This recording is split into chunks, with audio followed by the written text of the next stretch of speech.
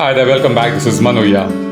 Today's digital marketing vocabulary is A-B testing. Are we going to look at 5 things in this one? What is A-B testing? We'll look at a few English language sentence examples in this one. We'll look at an example of A-B testing itself. Then we'll look at the process of A-B testing. And finally, the precautionary steps we need to take. Before I start, don't forget to subscribe to my channel and hit the thumbs up button if you like it. Let's start with the meaning. What is A-B testing? As a rule, I'll say A-B testing stands for always be testing. It means you should do this A-B testing every time, as often as possible. Make it regular so that you improve your website's performance, regularly. But A-B stands for 2 versions, A and B. It's so simple, A version is your original version. Let's take your website. It's you got a landing page, for instance. That's your landing page as version A. You make some changes in that on that landing page. That's version B. So A, B, and you test which performs better. That's A/B testing. Let's look at how to use it in a couple of sentences, language-wise. You can use A/B testing to boost your lead generation. A tested way to lift your checkout rate is to do A/B testing. The site traffic can see an upsurge with A/B testing. Now let's look at an example of A/B testing. In one case, what happened was the whole page, the landing page, was text heavy and people didn't like it. Plus, the call to action button was a small line with an underline. So what they did was they made the call to action button really big, prominent, and they put a text in that saying, "Start here."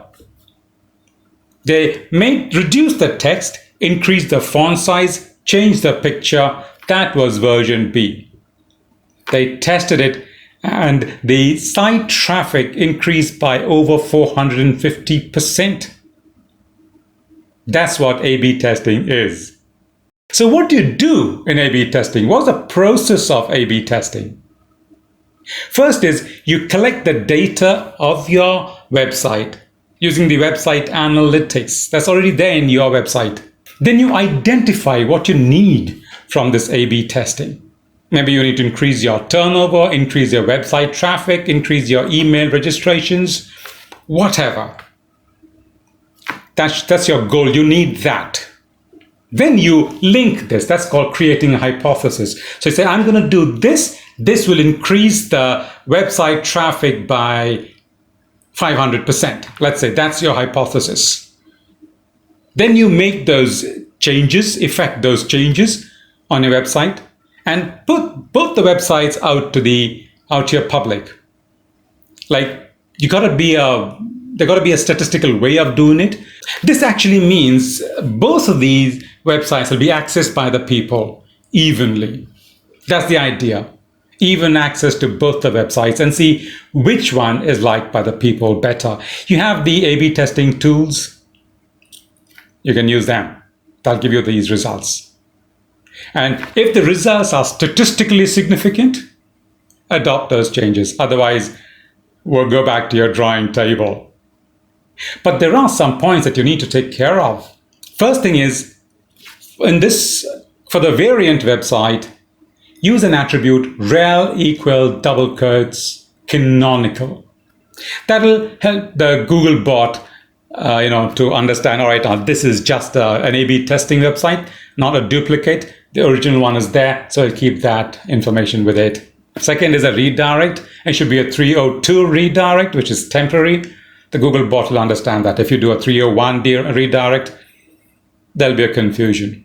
Third thing is a practice called cloaking. Suppose you are in the business of selling books. In the variant, if you put movie reviews, that's cloaking. That's not your original business. And you could stand the risk of being delisted by the Google. You won't find yourself in the Google search engines. They'll kick you out. They'll boot you out. So that is all what A/B testing is all about. Thank you for watching this video, liking it and subscribing to our channel. We'll see you in the next video. Until then.